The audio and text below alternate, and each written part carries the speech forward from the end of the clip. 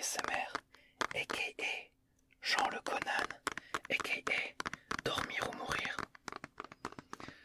J'espère que tout le monde va bien, je suis très heureux de participer à la vidéo de Dena ASMR. Et je vais vous présenter mon jeu du moment. Mon jeu du moment, je le pratique sur Nintendo Switch. Et il s'agit de Dragon Quest XI Special Edition.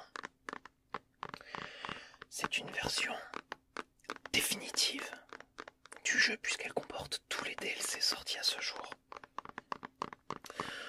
En quoi consiste Dragon Quest? Dragon Quest, c'est le pur RPG japonais traditionnel. Historiquement, il s'agit d'ailleurs, il me semble, du tout premier RPG japonais, sorti même avant Final Fantasy, ou à peu près à la même période. Ils étaient à l'époque rivaux et développés par des éditeurs différents. Squaresoft et Enix. Après, Squaresoft a racheté Enix pour devenir Square Enix et a conservé les deux licences. Dragon Quest n'a pas beaucoup évolué à travers le temps, si ce n'est graphiquement. J'entends par là qu'on n'y retrouve pas des énormes changements comme on peut en retrouver à travers la saga Final Fantasy. Dragon Quest est resté très fidèle à lui-même. Le design est reconnaissable grâce à Akira Toriyama, qui en est le papa. Akira Toriyama qui est le créateur de Dragon Ball, donc on reconnaît de suite Dragon Quest.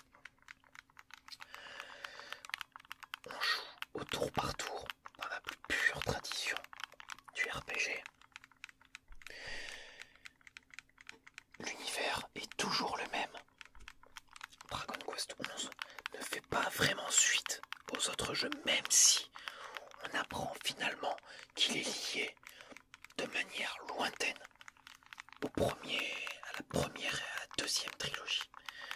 Première trilogie qui va dans un univers, deuxième trilogie qui va dans un autre, et Dragon Quest XI les lie entre eux. C'est assez anecdotique dans l'histoire, le scénario est plus ou moins toujours le même, on joue un élu. Rien de bien transcendant dans tout ça, mais le jeu est hyper efficace, hyper solide dans ses acquis. Il est très plaisant et représente un réel challenge. Pour le finir à 100%, j'ai dû jouer à peu près 75 heures pour taper le boss final. Donc le dernier boss, j'ai trimé, j'ai dû mettre en place des vraies stratégies, comme malheureusement on en retrouve très peu aujourd'hui dans les RPG qui sont peut-être un petit peu trop accessibles. Voilà, j'espère que ça vous aura donné envie de jouer à ce jeu qui est vraiment un pur classique et vraiment hyper efficace. La formule ne change pas et elle n'a pas besoin de changer. Elle se met à jour graphiquement et ça suffit largement.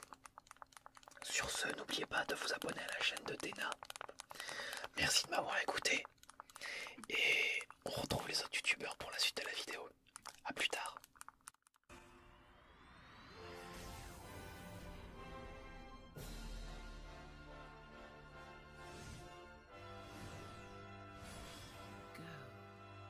Save the world.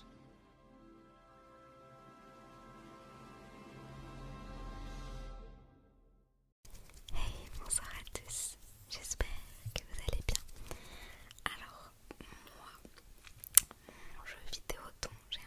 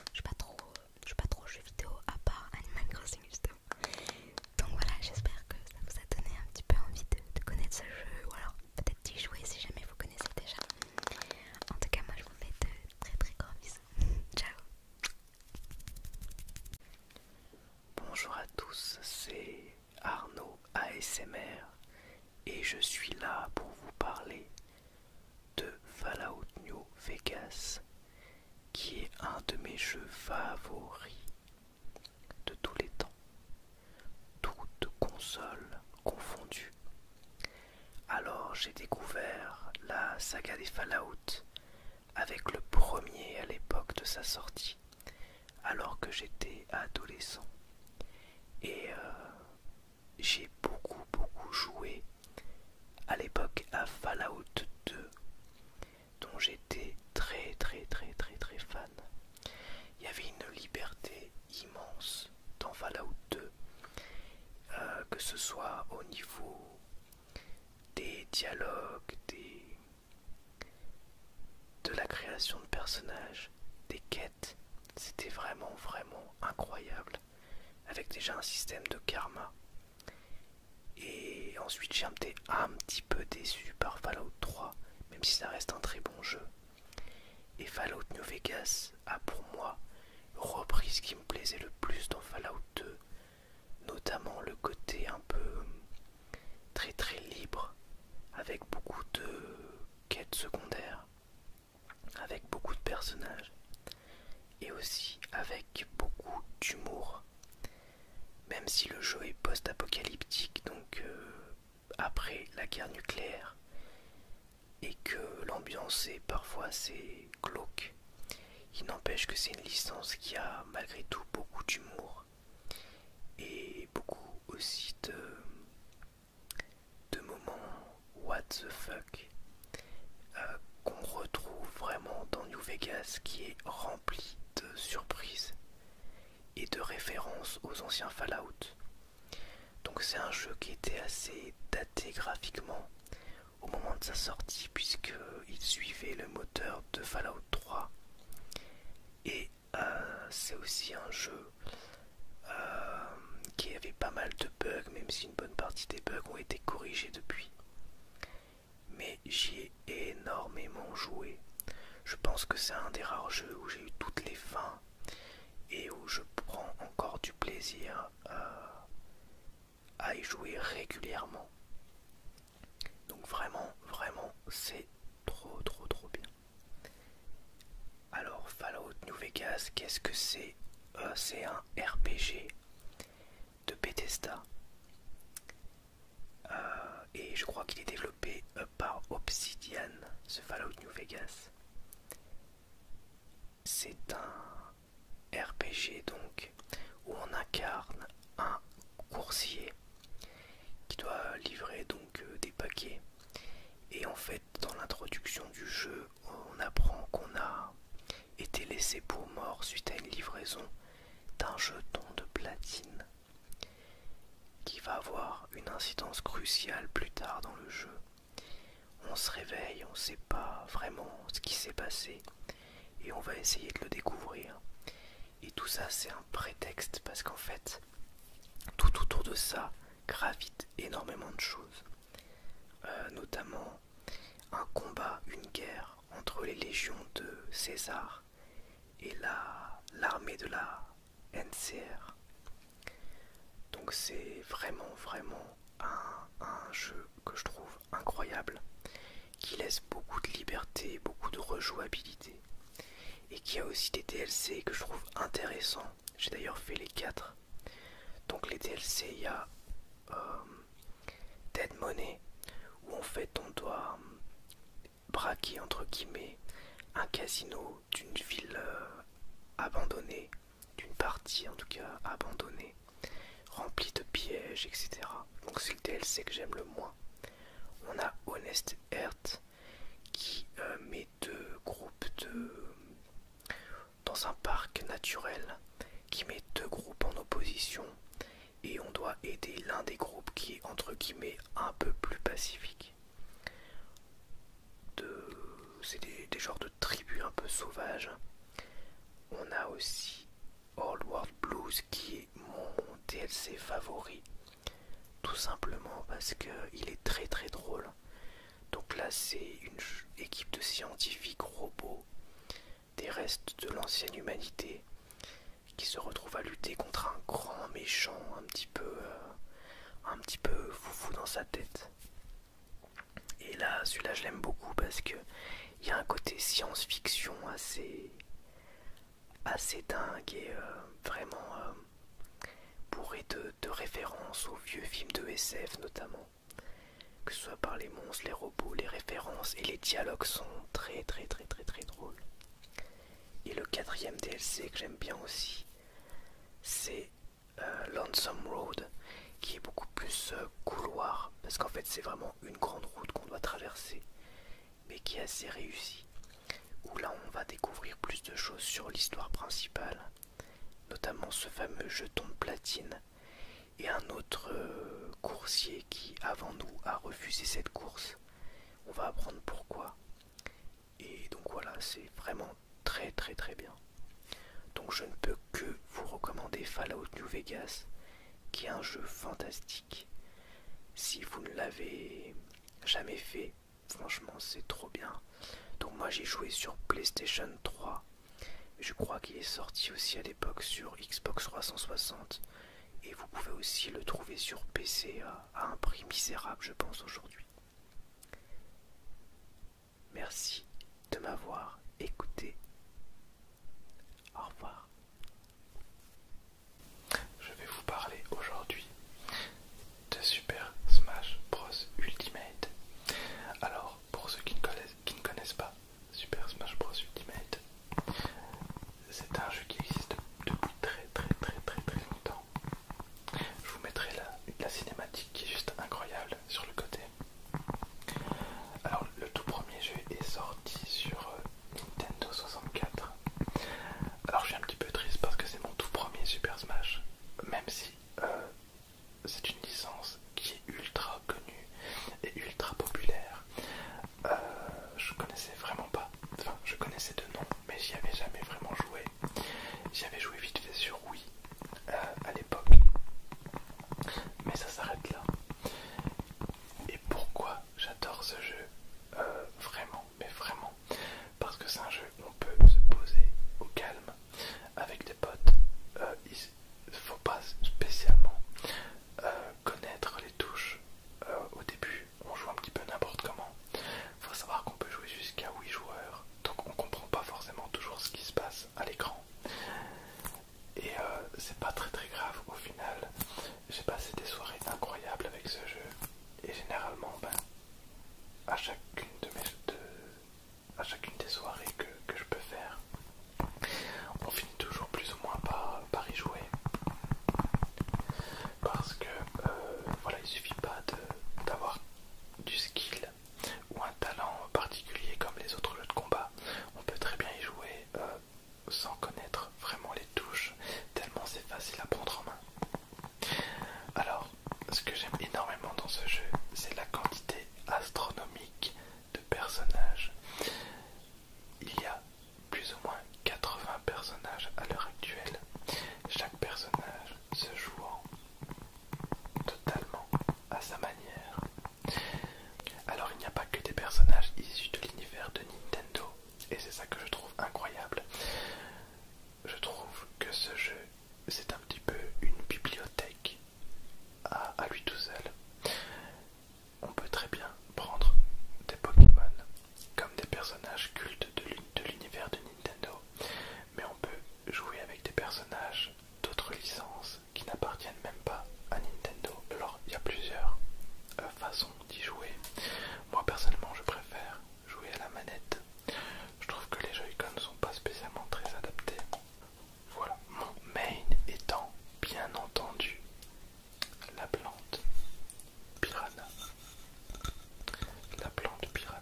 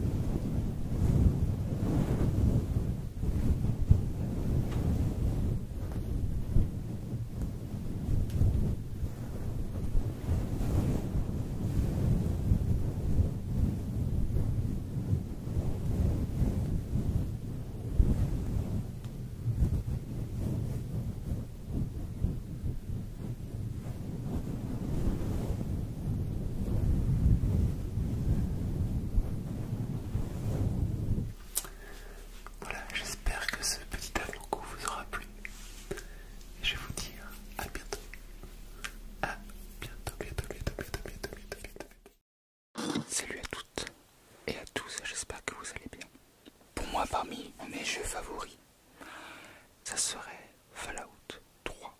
Pour moi, si je devais décrire ce jeu en un seul mot, je dirais liberté. Vous avez un large choix pour chaque situation, ce qui aura un impact sur votre karma et aussi une progression complète sur votre personnage, qui aura aussi plus tard un choix et un impact sur vos décisions. Par exemple, si vous améliorez vos connaissances en informatique, plus tard, vous aurez accès à des discussions avec des scientifiques sur ce sujet-là qui pourront vous aider. Pour ma part, j'aime beaucoup améliorer mon discours. Ça permet d'éviter énormément de conflits et de pouvoir régler les problèmes de manière diplomatique. En revanche, si vous aimez foncer dans le tas et la baston, je vous conseille d'améliorer toutes vos capacités d'armes et de dégâts, car ça risque de chauffer. Pour faire clair, vous avez tellement de choix qu'il est presque impossible de finir le jeu à 100%. Là, je vous ai parlé du fonctionnement du jeu, et je n'ai pas tout dit, loin de là. Au-delà du jeu, il y a aussi l'histoire, qui est tout autant captivante. Pour faire court, ça se passe dans un monde qu'on va dire parallèle au nôtre, suite à ce qu'on appelle une chronie. Ça veut dire un événement qui s'est passé dans notre époque, mais qui a eu un déclenchement qui fait que le monde devient parallèle. À partir de la Seconde Guerre mondiale, les hommes ont constaté que la bombe nucléaire pouvait faire combustible aux armements, tout en laissant la technologie de côté qu'on connaît actuellement, et la mode. En gros, ils ont tellement tout mis sur l'armement et la guerre que la vie à côté ressemble à un accessoire. En octobre 2077, il me semble, plusieurs bombes éclatèrent et ainsi provoqua un choc d'hiver nucléaire. Ainsi ce qu'on peut appeler plus formellement la fin du monde. Beaucoup de personnes en profiteront pour faire des tests et des choses qui sont pas forcément très religieuses, on va dire. Hashtag Voltec. Dans Fallout 3, 200 ans plus tard, vous êtes le fils ou la fille d'un médecin qui, à vos 18 ans, quittera l'abri, enfin s'enfuira de l'abri qui doit rester scellé, qui déclenchera la fureur du superviseur, voulant votre mort. Il en va ensuite de vos décisions pour vous échapper. Vous avez plusieurs moyens. Je ne vais pas tous vous les dire. Et ainsi vous partirez à la recherche de votre papa. Mais une quête fabuleuse vous attend. Et oui, une grande quête fabuleuse. Alors, pourquoi Fallout 3 et pas New Vegas? Alors je tiens à préciser que j'adore New Vegas. J'adore vraiment New Vegas. J'adore tous les Fallout en fait. Et même le 4, j'ai adoré le 4. Fallout 76, j'y ai pas joué, mais apparemment il est pas bon. Pourquoi Fallout 3? Tout simplement parce que j'adore ce côté post-apocalyptique omniprésent dans le jeu. Il va peut-être paraître assez froid, même s'il y a beaucoup d'humour. C'est un jeu où il y a beaucoup d'humour, de l'humour noir, c'est sûr, et surtout une très grosse critique très épicée envers l'Amérique. On sent dans ce volet de Fallout, une civilisation déchirée qui a envie de renaître de leurs cendres, malgré ce qu'ils ont vécu. Alors que le petit reproche que je fais à New Vegas, c'est le fait qu'ils ont envie de rester tels quels, et on n'a pas cette impression de fin du monde autant que dans Fallout 3. À mon humble avis. Mais comme je le dis, j'ai adoré New Vegas, attention. Dans Fallout 3, j'adore les quêtes annexes, les quêtes secondaires que je trouve absolument géniales. Et j'adore aussi les tertiaires, c'est-à-dire les quêtes qui n'apparaissent même pas sur votre radar. Et j'adore ces quêtes-là parce que je les trouve extrêmement bien travaillées. Ça a énormément de rapport avec beaucoup de films, j'ai l'impression. De toute façon, c'est un jeu qui a énormément de références cinématographiques et littéraires aussi. Je peux compter certaines quêtes qui m'ont fait plaisir pour les connaisseurs, je pense. La quête des cannibales et la quête des abris aussi. J'aime beaucoup les histoires qu'il y a derrière les abris. Pour moi, ce jeu vaut un 20 sur 20, clairement. Même si aujourd'hui, ce jeu peut paraître un peu vieillot, même pour l'époque, c'est vrai que les graphismes n'étaient pas forcément ultra ouf. Je vous assure qu'il vaut le détour. Voilà, j'espère que cette vidéo vous aura donné envie d'au moins essayer ce petit jeu très fort sympathique. Et je vous dis à bientôt. Et merci encore à Athéna pour cette proposition. Et à bientôt. Ciao. Hey, salut. Je vais vous présenter le jeu auquel j'ai pu jouer, auquel je joue encore. C'est Minecraft, bon c'est connu hein. Voilà. Du coup, j'ai commencé par le commencement. Au début, j'ai commencé à jouer à Minecraft il y a longtemps, ça devait être en CE1, CE2, enfin non, CM1 je dirais. Ça fait pas il y a si longtemps que ça, parce que là je suis en en quatrième. Du coup voilà, je jouais à la version crack au début je crois, ouais. Et puis après petit à petit, j'ai eu la vraie version quoi. Au début en fait, j'ai commencé à jouer en parlant avec des gens sur Skype, je sais pas si vous avez connu ça. Du coup j'étais vraiment à cette époque, j'étais vraiment au stade, j'allais sur des serveurs, j'avais pas crafté une épée quoi, enfin pas créé une épée. Du coup voilà, j'ai joué longtemps comme ça. Après, je sais plus pourquoi, j'avais arrêté, j'ai repris. Cette fois, j'étais sur TeamSpeak pour ceux qui connaissent pas, c'est un logiciel pour parler avec des gens pareil. On va dire que j'avais que le web, on va dire, en termes de logiciel pour parler. Mais vraiment, c'est pour les gamers en fait, TeamSpeak. Et du coup, là, je faisais beaucoup de UHC. Bon, pour ceux qui connaissent pas, bon, je vais pas trop expliquer, mais dites-vous, c'est un truc où il faut être le dernier survivant, quoi, voilà. Du coup, je faisais beaucoup d'UHC en parlant avec des gens sur TeamSpeak et tout. En fait, c'est vraiment plusieurs étapes de ma vie. Là, on était vers quelle année là, je pense.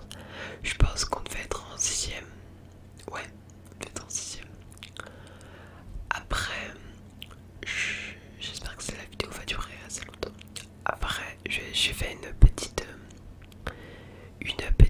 grande pause même. Pourquoi? Je sais plus à quoi c'est dû. Mais j'en avais marre. J'ai fait une grande pause de Minecraft, TeamSpeak et tout. J'ai même changé mon pseudo. Voilà, changé mon skin. J'ai désinstallé TeamSpeak et tout. Après j'ai été sur plusieurs années plus tard, je dirais vers 5ème à peu près. J'étais sur Discord et et là j'ai commencé à jouer à Palladium. Ah oui, j'ai oublié de dire, mais j'avais déjà joué un peu, mais il y a très longtemps. J'ai commencé à jouer sur Palladium, j'ai commencé à aller sur Discord qui est un truc pour parler, si vous voulez, pour les gamers un peu pareil, mais en mode glow-up de TeamSpeak. Et c'est vraiment hyper cool, genre j'ai commencé à beaucoup jouer à Palladium, j'avais créé ma faction, pour ceux qui connaissent pas trop Palladium, c'est Minecraft avec des mods, si vous voulez. Du coup j'ai commencé à créer ma faction, faire des trucs et tout. Et puis à un moment ça m'a saoulé et j'ai décroché le Minecraft complètement, encore une fois. Et cette fois j'ai fait une pause un petit peu moins longue, mais un petit peu quand même.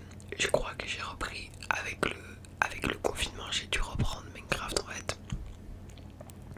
Du coup voilà, j'avais envie de reprendre Minecraft. J'ai repris en faisant des UHC, du Funcraft, mais pas en faisant les mêmes trucs que Palladium et tout. Du coup voilà, en fait c'est vraiment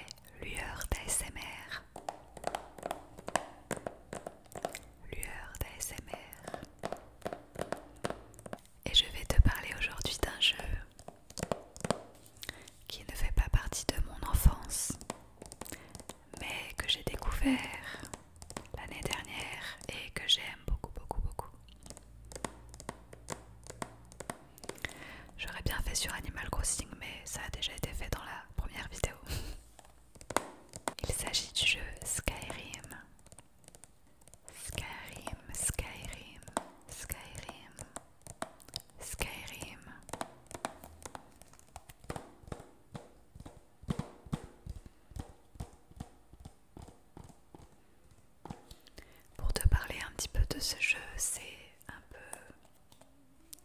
un mélange de médiéval fantastique. On retrouve des vampires, des loups-garous, des sortes de morts-vivants, mais aussi des mages et des dragons.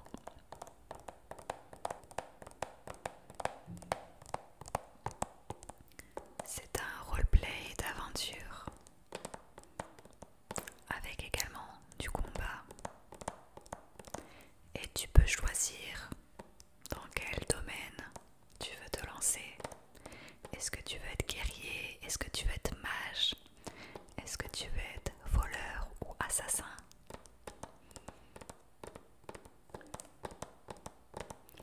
Tout ça en ayant la responsabilité à côté d'être enfant de dragon.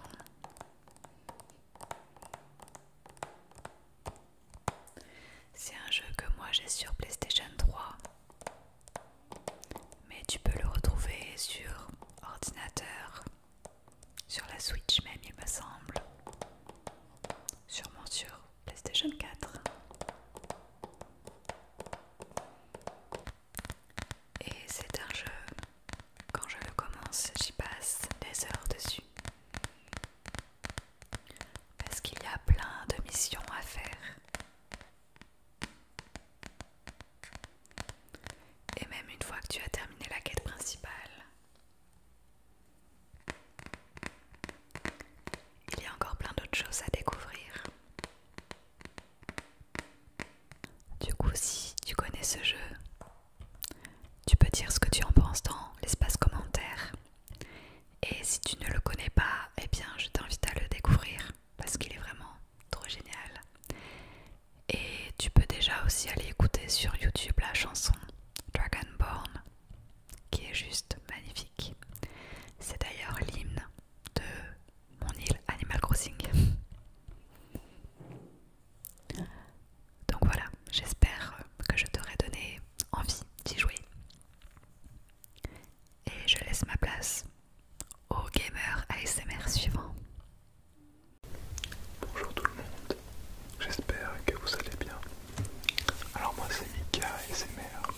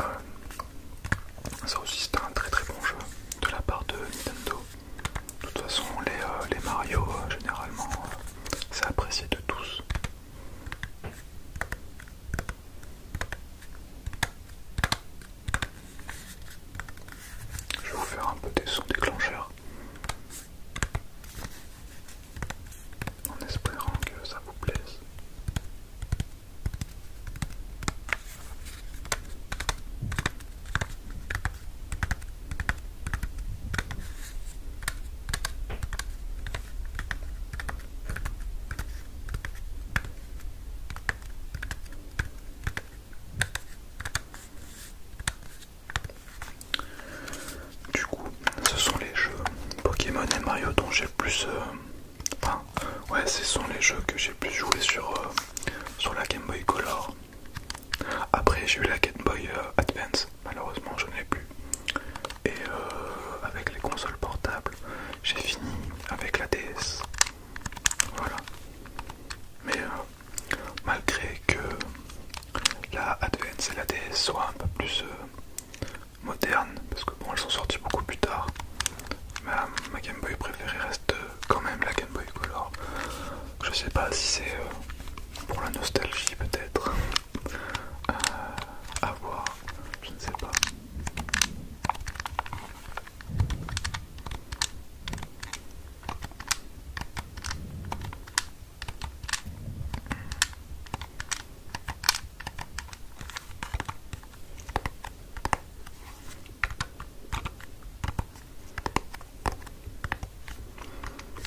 Et pour la Nintendo, je crois que c'est tout. Je n'ai pas tout ce qui est Wii.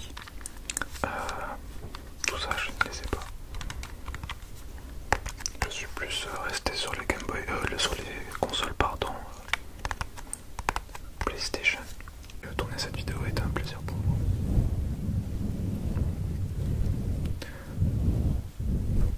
Je vous fais plein de bisous. J'espère que ça vous aura détendu. Et je vous dis à très bientôt. Bonjour, bonsoir, moi c'est Monsieur Discret et aujourd'hui je vais vous parler de mon jeu vidéo préféré. Donc il s'agit de Yoshi Island sur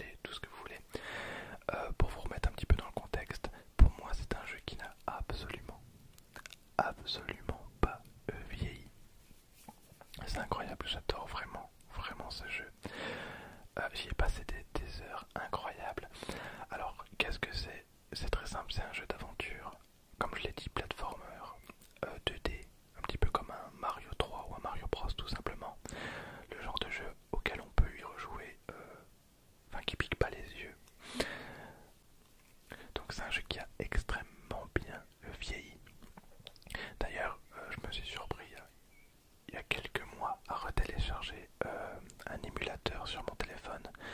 Les émulateurs Game Boy fonctionnent à merveille, même les Game Boy Advance. Et bon, c'est tactile, donc c'est un petit peu moins pratique, mais le jeu fonctionne très bien. Alors le principe de ce jeu, c'est très simple. On va revivre l'histoire de Dragon Ball aux origines, donc avec l'enfance de Sangoku.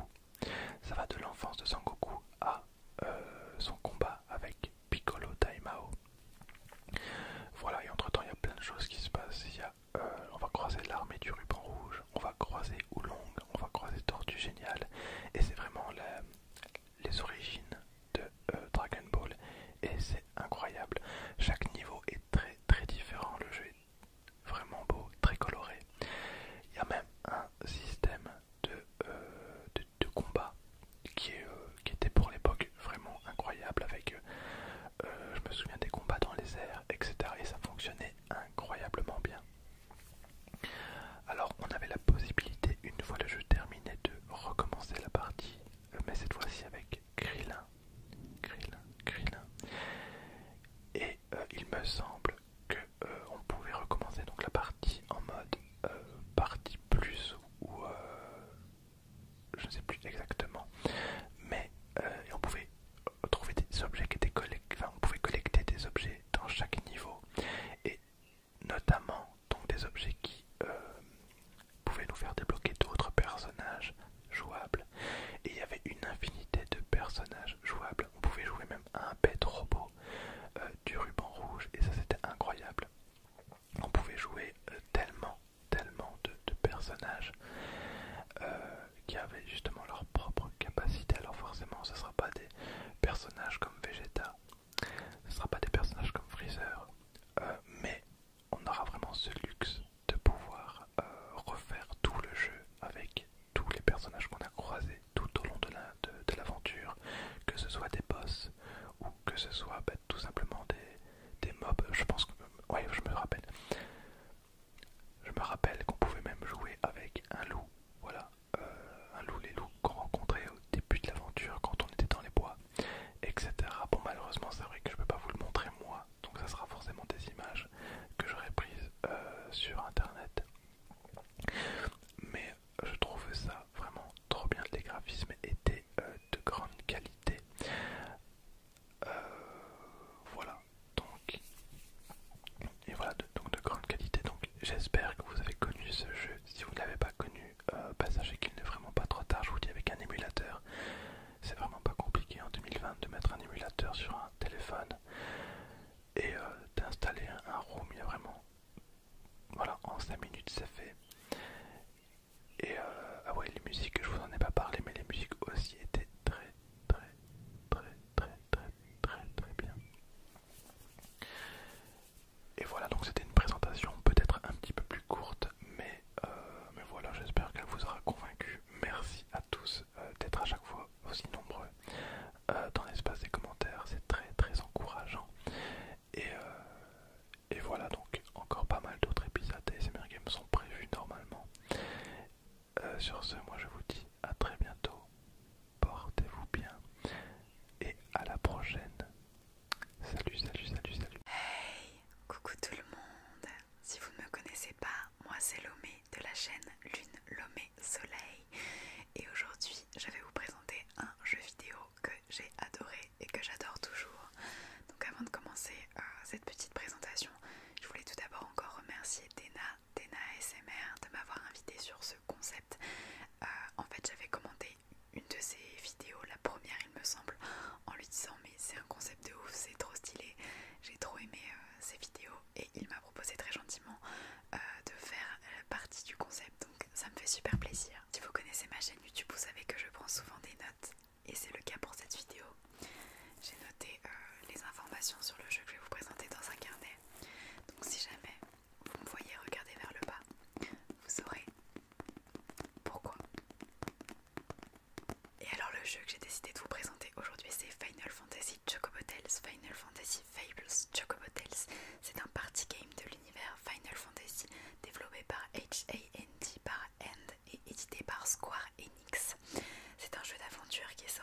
2006 au Japon et il se joue sur Nintendo DS. Donc je vais vous faire des petits déclencheurs sympathiques.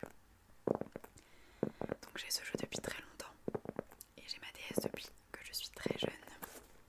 C'est pour ça que la pochette on voit pas bien mais elle est très abîmée.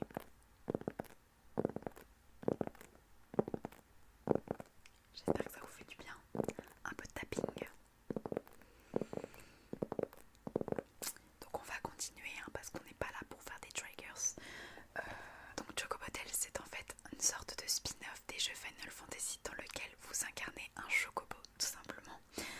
Dans le jeu il y a une histoire principale avec des dialogues de personnages, des petites cinématiques et on doit jouer à des jeux et des mini-jeux pour faire avancer l'histoire. Ce que j'aime bien dans le jeu c'est qu'on a vraiment 3 types de gameplay. On a tout d'abord le roleplay, le jeu de rôle, tout le côté exploration avec l'histoire, l'aventure, etc. Et également le deck building, on fait des combats de cartes, on construit nos decks de cartes. Et ça, moi, je suis complètement fan des jeux de deck building déjà en cartes et en jeux vidéo, c'est pareil. Donc voilà, Chocobo Tales c'est un de mes jeux préférés, un de mes jeux vidéo tout court préférés. Après, j'ai pas joué à énormément de jeux vidéo, mais j'ai beaucoup joué sur DS. Et d'ailleurs, j'ai recommencé encore le jeu il y a pas longtemps. J'ai recommencé plusieurs fois l'histoire en fait du jeu. Et j'adore beaucoup de choses en fait. J'aime l'histoire, j'aime les mini-jeux. J'aime beaucoup les musiques aussi, même si elles restent dans la tête. Comme je vous l'ai dit, hein, j'adore tout le côté deck building, ça je kiffe trop. Voici ma DS. Je vais vous la sortir, histoire de... Donc voilà, moi j'ai une Nintendo DS bleu clair. J'y joue encore de temps en temps, même si j'ai pas trop le temps en ce moment. J'aime bien ça, surtout pour refaire des parties de Chocobo Tales. Je vais vous raconter un petit peu le début de l'intrigue, mais vraiment le tout début pour pas vous spoiler parce que ça vaut vraiment le coup de découvrir l'histoire au fur et à mesure qu'on joue. Donc en fait le tout début on se retrouve dans un village de chocobo et de mages aussi, il y a certains mages. Un village paisible, tranquille. Sauf que tout à coup, un beau jour, il y a une sorte de livre démoniaque qui parle, qui aspire à l'intérieur de lui, donc à l'intérieur du livre, plein d'habitants du village.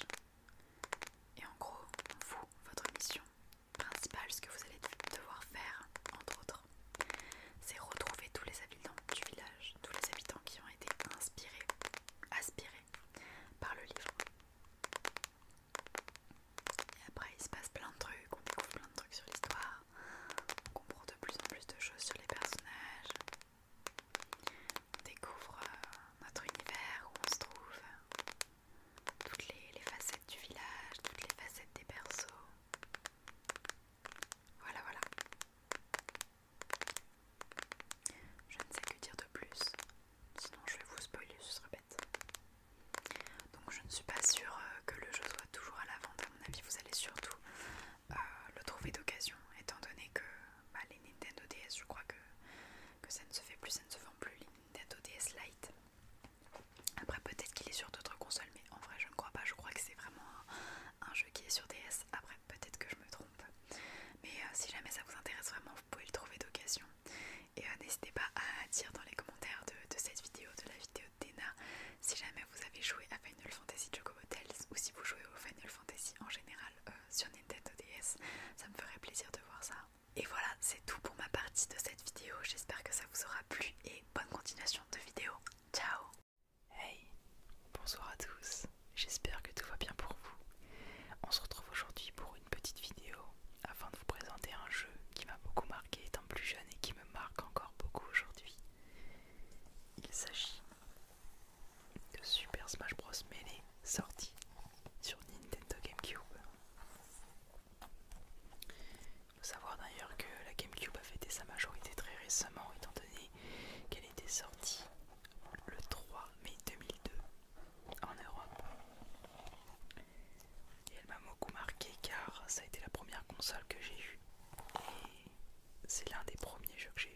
console. Ce qui fait la particularité de la licence de Smash, c'est que elle a su bouleverser véritablement la mécanique des jeux de combat, car jusqu'à la sortie du premier opus, les jeux de combat fonctionnaient en termes de jauge de vie. Lorsque notre jauge de vie était à 0, eh bien nous avions perdu. Or, avec l'arrivée de Smash, il y a une nouvelle mécanique qui se met en place, car nous avons des pourcentages.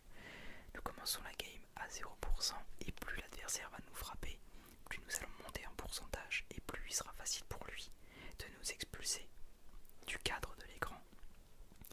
Et tout le défi va être de rester dans ce cadre pour ne pas mourir. Que ce soit par le bas de l'écran, sur les côtés ou par le haut. Et donc c'est vraiment une nouvelle mécanique, car on peut rester vraiment très longtemps sur le terrain sans mourir, même si on encaisse vraiment beaucoup de coups. Et on a passé des heures entières à jouer à ce jeu, que ce soit à plusieurs multijoueurs. On pouvait jouer jusqu'à 4 joueurs, aujourd'hui on peut jouer jusqu'à 8 sur Nintendo Switch. Ou alors à réaliser des missions qu'il y a dans ce jeu, tout à fait exclusives. Ce que je voulais vous présenter aussi, pour les plus jeunes d'entre vous qui ne connaissent peut-être pas la GameCube, c'est ce petit CD typique de la GameCube.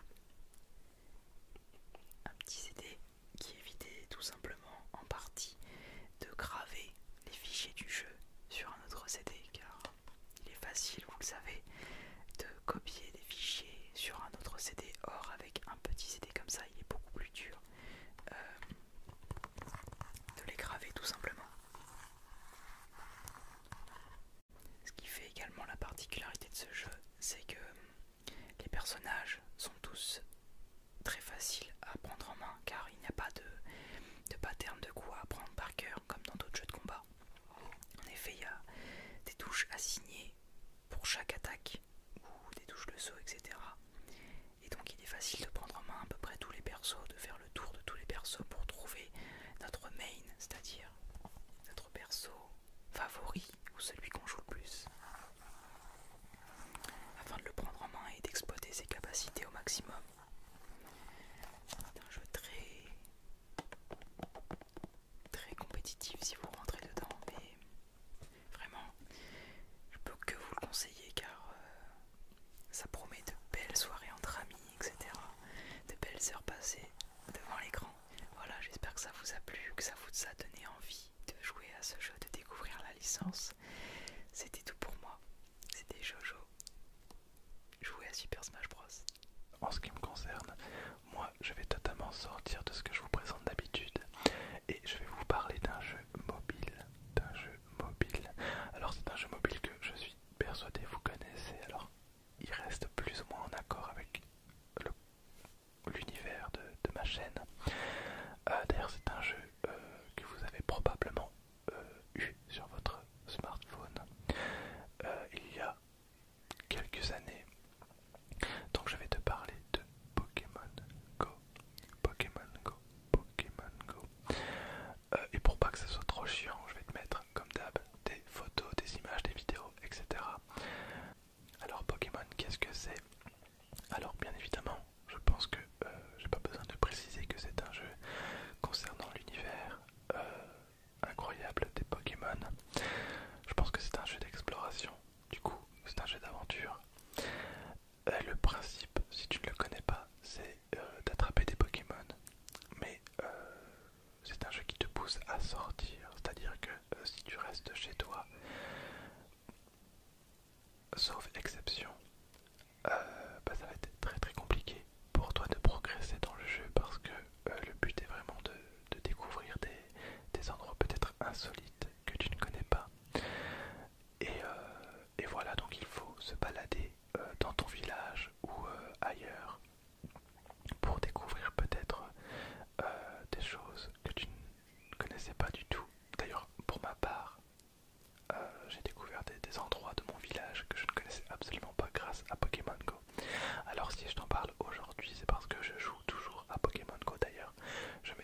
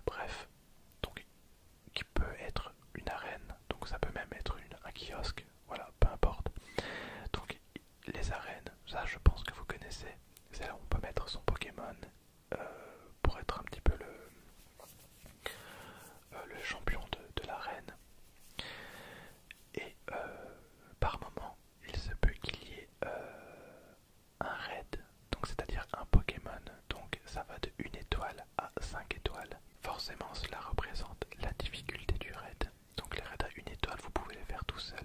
Et les raids à 5 étoiles, il faut être beaucoup plus. Alors tout dépend le niveau.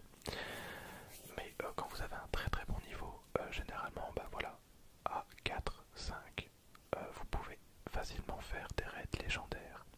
Ou vous pouvez capturer des Pokémon légendaires du coup, comme Rayquaza, comme Kyogre, Groudon, Artigodin, enfin bref, Oh-Oh, Lugia. Bref, voilà, j'ai un petit peu hésité parce que il y a des raids X pour Mewtwo, pour Deoxys, etc. Donc c'est un petit peu plus compliqué, mais je vais pas trop rentrer dans les détails.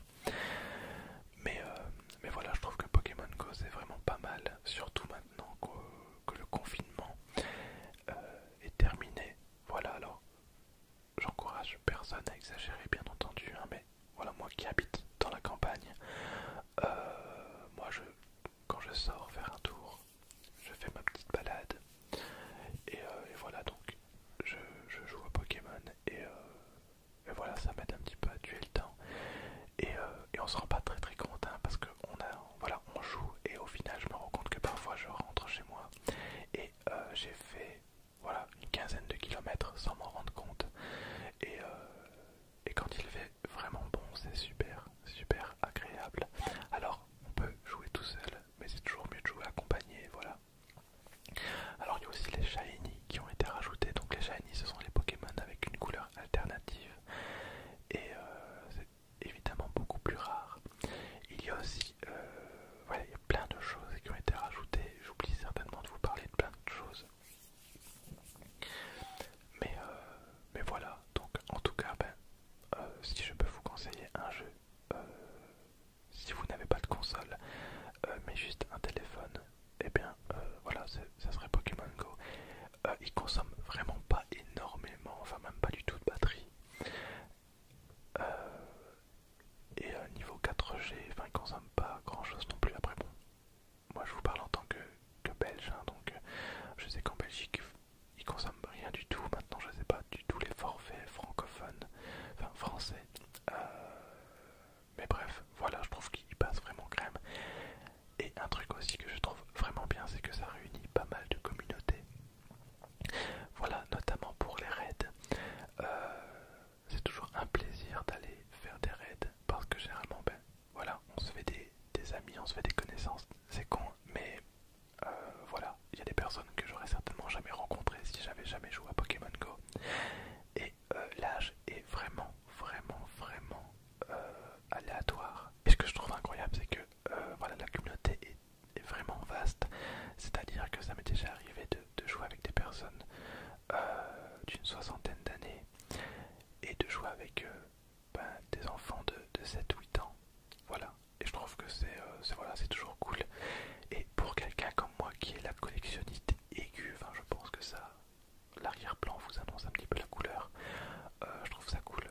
Et le jeu est vraiment régulièrement remis à jour.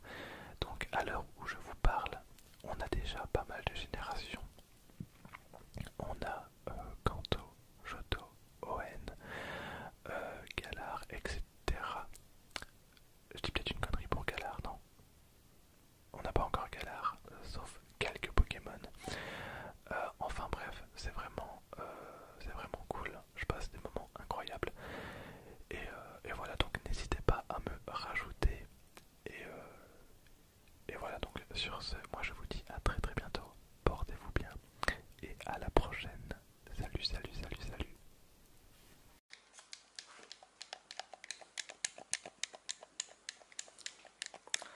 Bonjour à tous et à toutes.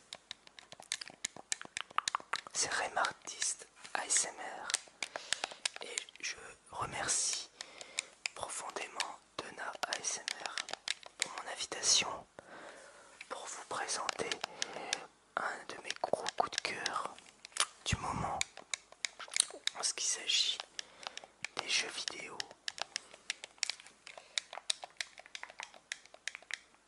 Donc je vous le présente tout de suite.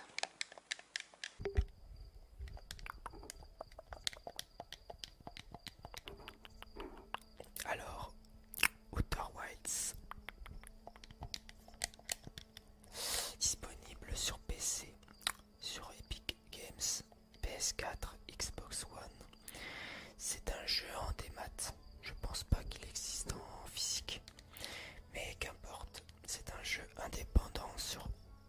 exploration spatiale, mais 100% pure. Vous n'avez pas de colonie à construire, pas d'amélioration sur votre vaisseau. Il n'y aura pas non plus des batailles spatiales comme à la Star Wars. Là, c'est vraiment une invitation au voyage. Vous incarnez un extraterrestre qui va effectuer son premier voyage dans son système stellaire. Vous ferez une grande expédition sur chaque planète et chaque endroit regorge plein de secrets. Une des premières choses que vous allez remarquer dans ce jeu, c'est sa musique. C'est une OST incroyable et envoûtante qui vous fera rêver pendant des nuits. La musique qui va vous emporter vers l'au-delà. Vous découvrirez au fur et à mesure du jeu que vous n'êtes pas seul, car pendant vos recherches, il va falloir tout connaître des différents environnements et des nombreux dangers sur chaque petite planète, certes petite par la forme, mais grande par le fond. Et oui, ce jeu va vous mettre émotionnellement dans tous les sens. Ce jeu va à la fois vous angoisser comme vous faire pleurer, va vous faire peur, va vous faire peut-être peur par moments, va vous surprendre et va surtout vous faire rentrer dans un univers unique. C'est un voyage vers l'inconnu.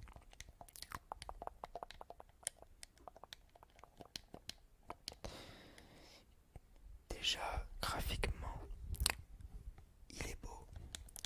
Il a une patte graphique bien à lui, dont l'immersion est totale. Le gameplay est simple, avec un petit temps d'adaptation sur le contrôle de votre fusée. Vous êtes libre de faire ce que vous voulez. Vous avez une liberté totale de mouvement. Il n'y a pas d'indication, il n'y a pas de guide. Il n'y aura personne qui vous dira où aller, ni quoi que ce soit. C'est à vous et vous seul d'apprendre, comprendre et de résoudre des énigmes qui va augmenter votre savoir. Outer Wilds redéfinit d'une manière captivante le sens du mot exploration dans le jeu vidéo par un scénario original avec beaucoup d'humour et grâce à un game design ingénieux basé sur la répétition d'une boucle temporelle de destruction. Le jeu vous encourage sans cesse sur la voie de votre propre curiosité. C'est une narration tellement poétique, ça tient vraiment du génie. Une histoire singulière dans laquelle vous ne verrez nulle part ailleurs. Si vous avez aimé des films sur l'espace comme Interstellar ou 2001 Odyssée de l'espace, alors ce jeu est pour vous. Pour moi, c'est l'Interstellar du jeu vidéo. Ce jeu m'a ému profondément.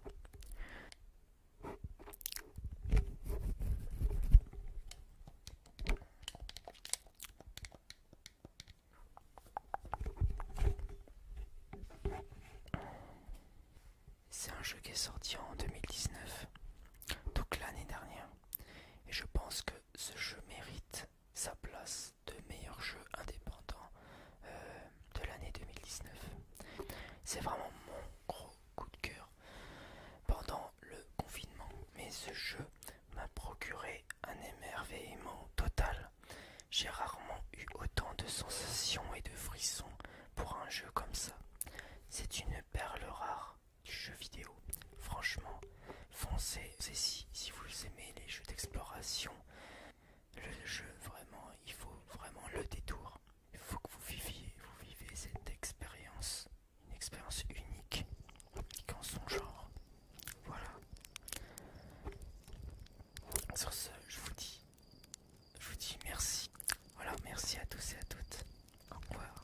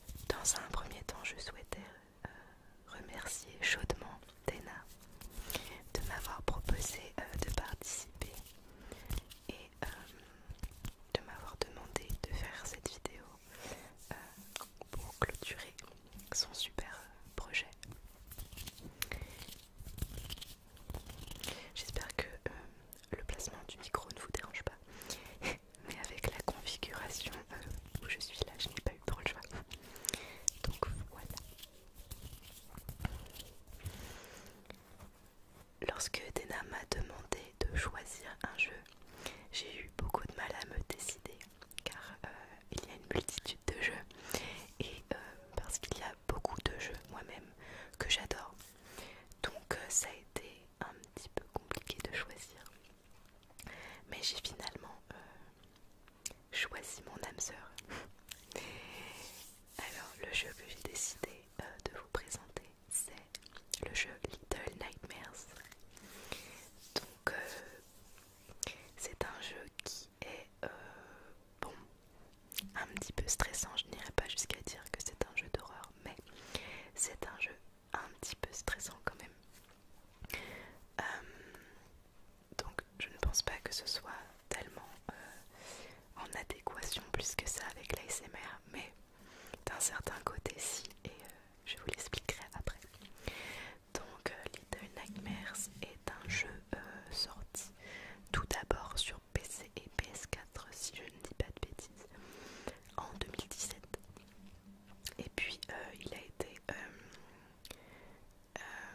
ensuite il est sorti sur la Switch, disons à la sortie de la Switch quoi. Donc forcément la qualité graphique est un petit peu moins bien quand même, hein, je vous l'avoue. Mais ça va, ça pourrait être pire. Donc voilà. Alors j'ai découvert ce jeu grâce à PewDiePie parce qu'il avait fait un let's play complet sur ce jeu à l'époque. Donc forcément c'était en anglais. Je crois qu'il n'y avait pas de sous-titres français si je dis pas de bêtises, mais je me débrouillais quand même. Et alors j'ai regardé ce let's play en entier. Ensuite j'ai regardé un autre let's play complet sur ce jeu sur la chaîne du Bazar du Grenier. Ensuite j'ai regardé mon copain y jouer du début à la fin sur sa PS4 et finalement je l'ai acheté sur ma Switch. Mais je n'y joue pas vraiment parce que c'est un jeu stressant. Enfin, voilà. Bref, trêve de bavardage, je vais vous expliquer quelques petites choses sur ce jeu. Donc dans ce jeu vous incarnez Six, qui est une petite fille de très jeune âge qui mesure entre 20 et 30 cm je crois. Donc qui a les oiseaux qui chantent, qui est dans un anorak jaune. Voilà. Donc elle évolue dans un énorme paquebot, enfin une sorte d'énorme bateau avec une forme un petit peu étrange. Et son but est de s'échapper, de sortir de cet endroit car elle est en danger. Du moins les gens à l'intérieur lui veulent du mal à elle et à tous les autres petits enfants. Donc l'atmosphère est vraiment sympa. La plupart du temps il n'y a pas de musique ou très peu, ou elle est très douce. Tout ce que vous allez entendre ce sont le bruit des pas de Six qui trottine un peu partout, le bruit des gouttelettes d'eau qui tombent la plupart du temps car bon c'est un bateau et il n'est pas très bien isolé je pense. Les bruits des objets qu'elle déplace, des tonnes de petits bruits comme ça, et c'est ça que personnellement je trouve très relaxant et une atmosphère vraiment sympa malgré que ce soit visuellement très sombre. Voilà. Donc il y a un petit côté énigme car pour progresser de pièce en pièce il faut réfléchir à comment faire car bon Six est minuscule donc il faut qu'elle trouve des alternatives pour passer d'un coin à un autre pour évoluer. Et donc il y a 3 boss. Le premier est un homme aveugle avec des courtes jambes et de très longs bras. Donc il faut l'éviter, surtout que ces longs bras, en vrai c'est très flippant, peuvent attraper assez facilement. Et quand il vous repère, on entend son reniflement, enfin, c'est assez flippant. Le deuxième boss, donc ils sont deux, ce sont des jumeaux, ce sont les cuisiniers qui sont très obèses et vraiment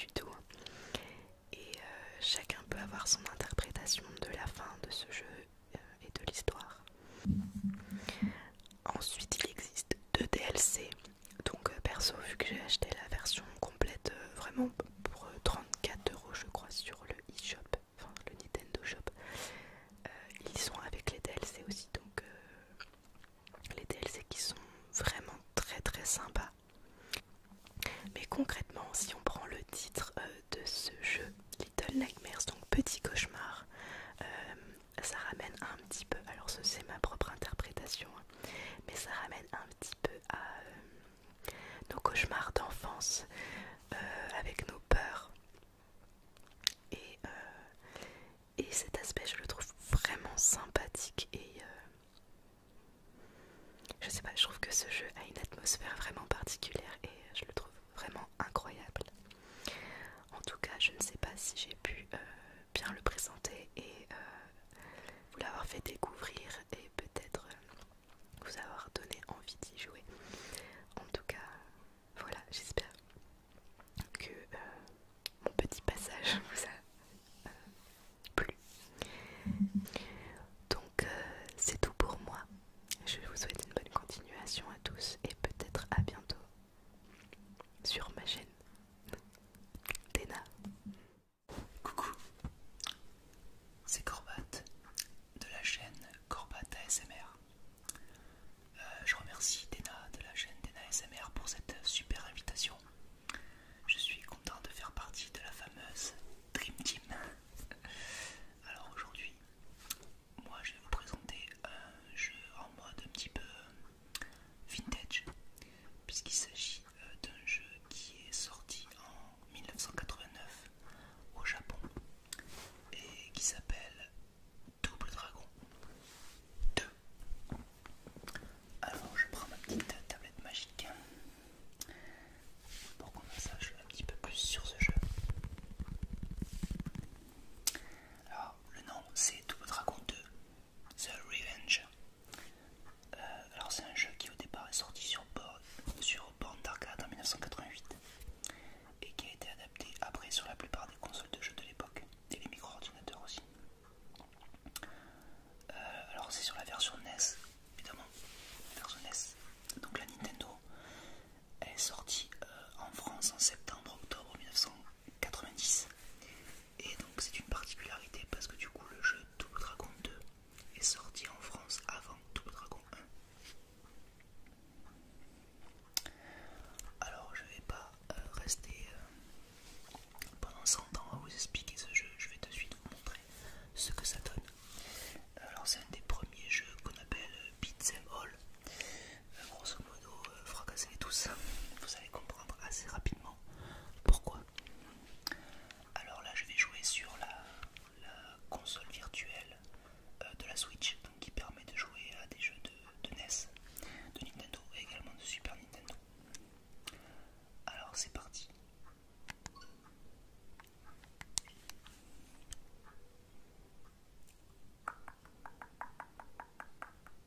On va voir ce que ça donne. Alors c'est un jeu auquel j'ai beaucoup joué quand j'étais petit, évidemment. Voilà, donc je suis directement dessus, donc vous voyez il y a plein de jeux différents. Et c'est donc le fameux Double Dragon 2 The Revenge. Avec évidemment les petites musiques bien sympathiques de l'époque. Alors c'est un jeu Acclaim Entertainment. Alors on pouvait même jouer à 2 joueurs à l'époque, c'était vraiment la classe. Alors donc du coup là c'est un peu des trucs un peu particuliers. Je vais jouer à un player. Je suis obligé de me mettre en warrior, j'aimerais bien me mettre en practice mais oui parce que je suis un peu nul. Ah ça y est, voilà. C'est parti. Alors in 19XX, la violence dans la rue de New York, etc. Je vais vous passer un petit peu les détails pour qu'on aille directement dans le vif du sujet. Mais grosso modo, dès qu'il y a un problème, les gens ils appellent qui? Les doubles dragons. Et donc évidemment, on va incarner un de ces fameux doubles dragons.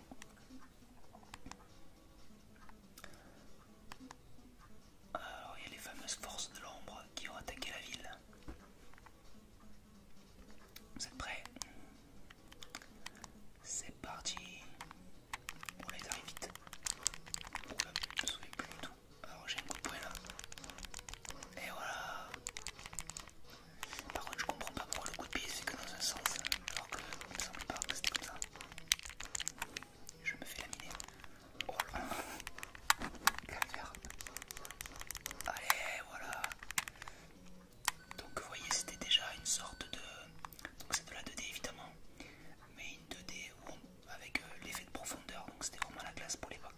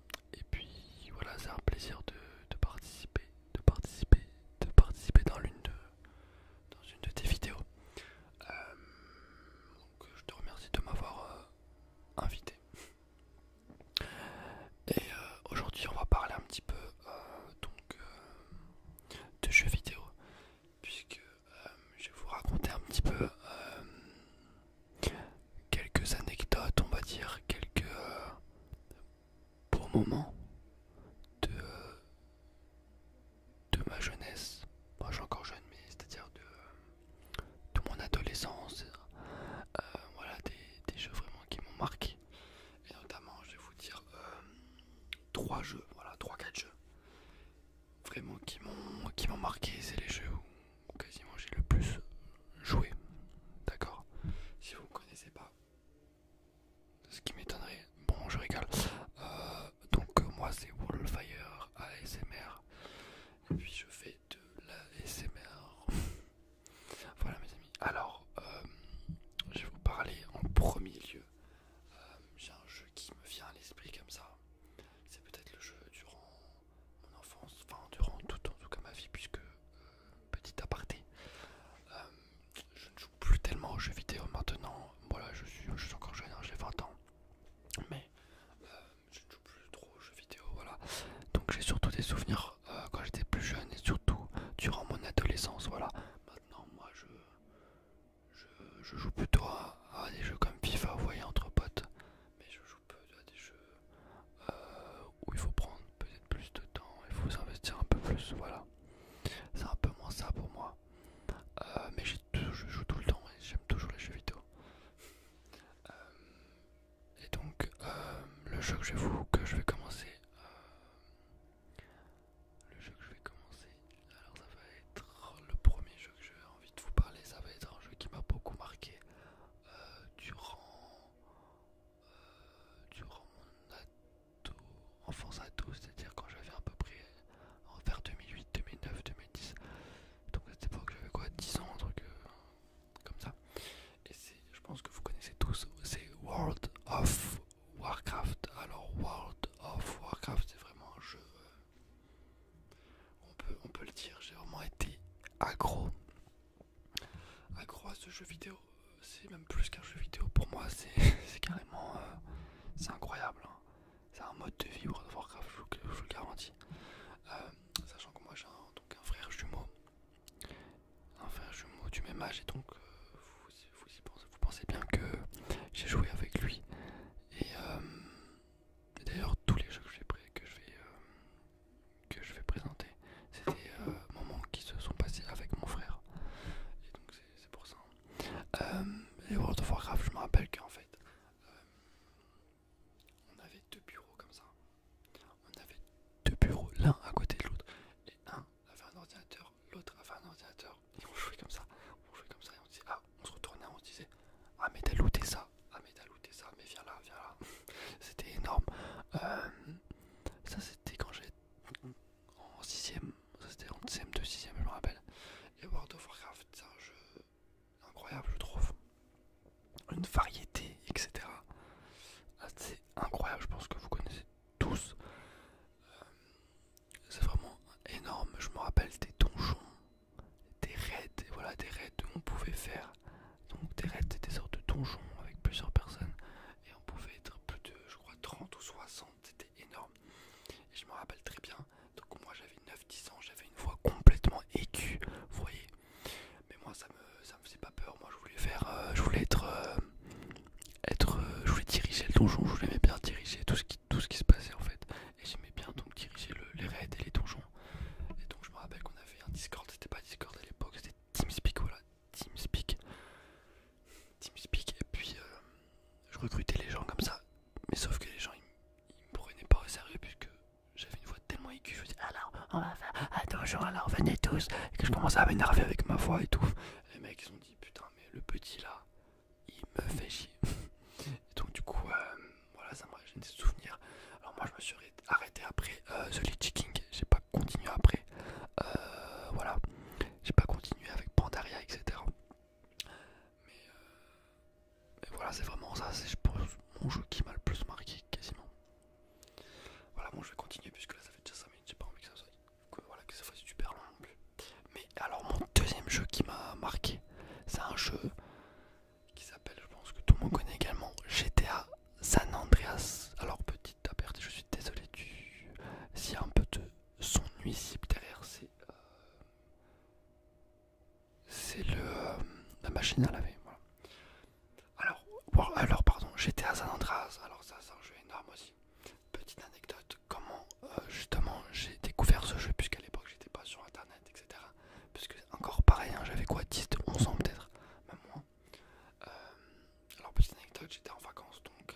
avec ma famille et mon frère.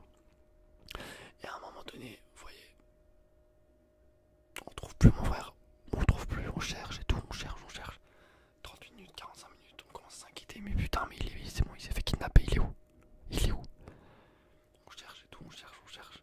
Et puis à un moment on se dit, bon, on va aller à la cabane des animateurs, vous voyez, il y a une cabane, en gros, il y a tous les animateurs, en gros, pour demander à que les pour demander une certaine voilà, qui puisse le recharger tout simplement, ou qui puisse avoir le gros truc là pour parler, voilà, le magnétophone ou je sais pas, pour qu'il parle, pour qu'on le retrouve quoi. Et donc je rentre dedans, et là on voit quoi? On voit donc mon frère en maillot de bain au milieu de 5-6 personnes avec la manette PlayStation 2 en train de jouer à GTA. Putain, j'arrive, je dis mais putain, on t'a cherché du foot et quoi. Et puis j'arrive, et là je le vois, il est en train de dégommer, il est en train de tuer tout le monde. Puisque c'était ça qui était bien dans GTA, c'est que c'était vraiment un défouloir, c'est ça que je kiffais en fait. Et c'était trop marrant quoi, j'arrivais, il était tout nuit, tu commences à tuer tout le monde et tout. C'est vraiment un kiff. Et depuis ce jour, bah, j'ai directement acheté le jeu en rentrant chez moi. Et moi ce que je kiffais, je faisais même pas l'histoire principale, je le faisais pas. Moi ce que je kiffais avec mon frère, c'est qu'on allait sur jeuxvideo.com et on mettait on cherchait tous les codes de triche. Et puis on faisait enfin pas Y, c'était pas Y, qu'est-ce que je raconte, triangle, carré, R1, R2, R3, L3 pour avoir les jetpacks et tout, les voitures. Et c'est ça qui nous faisait tellement kiffer. Et je me rappelle, on pouvait prendre pas des hôtels mais des maisons, des parkings. Je me rappelle, il y avait un parking sur la rive gauche, enfin la rive, qu'est-ce que je raconte, sur la plage et tout, je kiffais le prendre. Il y avait le BMX, les vélos, les trucs, c'était un pur bonheur. Puis voilà, après j'ai continué à jouer aussi au GTA. Ok, un troisième jeu qui m'a marqué. Alors bon, je vais peut-être dire 3 ou 4 jeux finalement. Alors un troisième jeu, c'est peut-être le jeu que je continue encore à jouer. C'est le seul jeu que je continue à jouer, c'est FIFA. Bah FIFA en fait, c'est-à-dire que je suis vraiment fan de foot, vraiment. Et donc forcément je joue à tous les FIFA, je pense, depuis FIFA et un peu PES aussi. Alors le premier FIFA que j'ai, c'est FIFA 2002. FIFA 2002, c'est le premier FIFA que j'ai sur GameCube, d'accord, où je jouais avec mon frère, je me rappelle, on pouvait tacler les gardiens, etc. Le 2003 je l'avais pas, par contre le 2004 je l'avais sur Xbox, première du nom. 2005, 2006, 2007, 2008, 2009, 2010, 2011, j'ai tous les FIFA, 2012, 2013. Après j'ai aussi eu les PES à partir de 2000. PES 4, PES 5, PES 6, PES 7, PES 8, PES 9, PES 10, PES 10. Après je me suis arrêté au 10, après la PS3, je me suis arrêté. Voilà. Ouais, je me suis arrêté au niveau de 2010. Mais FIFA c'est un jeu, bah en fait quand t'es passionné, quelque chose, forcément, bah tu vois, t'as pas trop le choix quoi, c'est comme une drogue quoi, je le prenais chaque année, voilà c'était sûr quoi.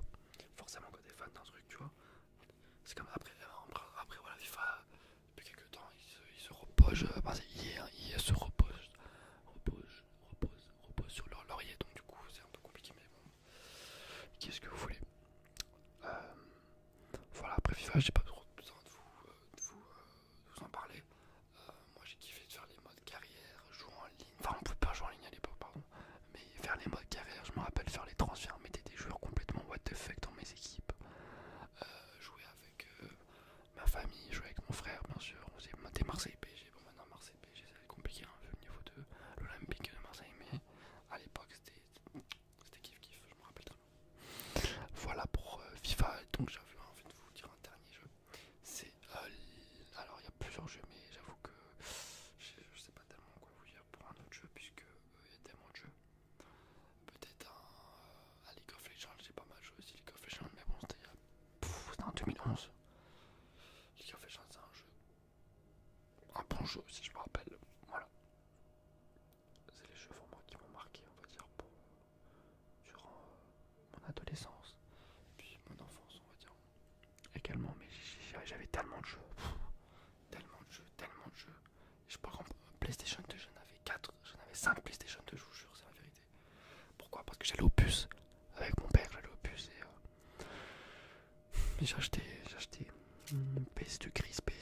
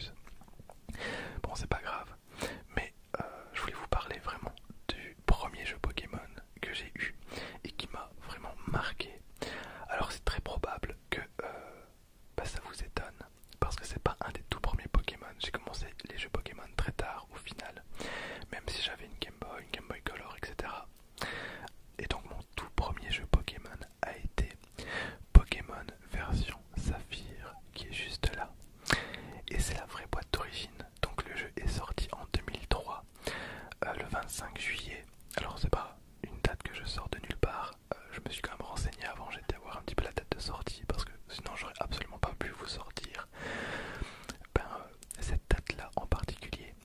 Mais donc ce jeu est sorti le 25 juillet 2003, j'avais 9 ans à cette époque là. Et je me rappelle, je l'avais eu à la sortie, voilà. Parce qu'on avait comme coutume avec mon père, c'est à chaque fois que je réussissais mon année scolaire, et ben j'avais le droit à un jeu. Et je voulais absolument celui-là, je voulais vraiment celui-là parce que Pokémon, j'en entendais parler partout, que ce soit à l'école, à la télé, enfin c'est vraiment quelque chose qui me plaisait beaucoup. Et on n'avait pas internet à cette époque, enfin internet existait, mais en tout cas moi je ne l'avais pas chez mes parents, et puis c'était pas quelque chose d'aussi répandu qu'aujourd'hui. Donc pour s'évader, il y avait beaucoup moins de choses. Quand j'avais 9 ans, voilà, généralement on allait jouer dehors, dans le jardin, et il y avait la console. Donc on avait beaucoup plus d'imagination que maintenant, j'imagine. Et je me rappelle encore, ce jeu était incroyable. Je me rappelle encore vraiment, pour vous dire à quel point ça m'a marqué, j'avais le choix entre Pokémon, Ruby ou Saphir.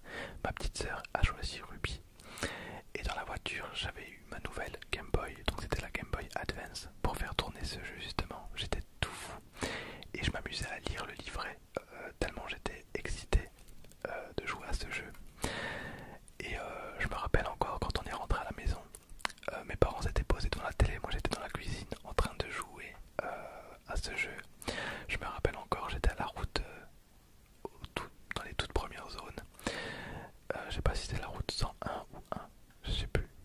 Je pense que c'est la route 101. Mais où il y a les médiénas, enfin bref. Et je jouais dans la cuisine avec la lumière parce qu'il n'y avait pas de rétroéclairage sur la Game Boy Advance. Et je me rappelle encore de ça et c'était incroyable, j'avais veillé super tard. Et ce que je faisais, parce que on pouvait pas monter avec les consoles, donc on devait laisser les consoles en bas avant d'aller coucher. Et moi j'arrivais à filouter et je la prenais quand même.